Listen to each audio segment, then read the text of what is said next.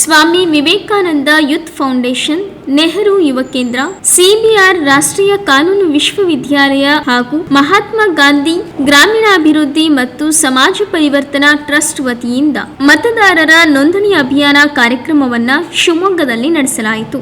ಕಾರ್ಯಕ್ರಮದ ಪೂರ್ವದಲ್ಲಿ ಗಣರಾಜ್ಯೋತ್ಸವದ ಪ್ರಯುಕ್ತ ರನ್ ಫಾರ್ ನೇಷನ್ ಎಂಬ ಶೀರ್ಷಿಕೆಯಡಿಯಲ್ಲಿ 5 ಕಿಲೋಮೀಟರ್ ಮ್ಯಾರಥಾನ್ ಆಯೋಜಿಸಲಾಗಿತ್ತು.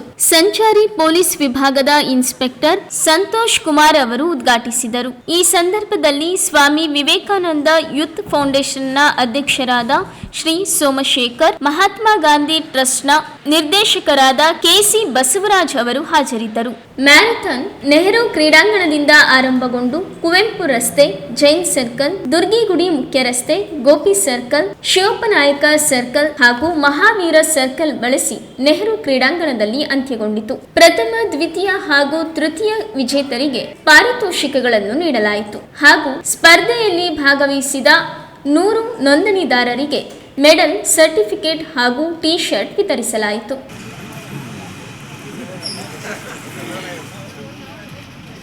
ಯುವ ಕ್ರೀಡಾಪಟುಗಳು, ಯುವ ಉತ್ಸಾಹಿಗಳು ಆಗಿ ಬೆಳಗ್ಗೆ ಓಡಲಿಕ್ಕೆ ಮ್ಯಾರಥಾನಲ್ಲಿ ಭಾಗವಹಿಸಲಿಕ್ಕೆ ಬಂದಿರತಕ್ಕಂಥ ಎಲ್ಲರಿಗೂ ಕೂಡ ಮುಂಜಾನೆಯ ಶುಭೋದಯಗಳು.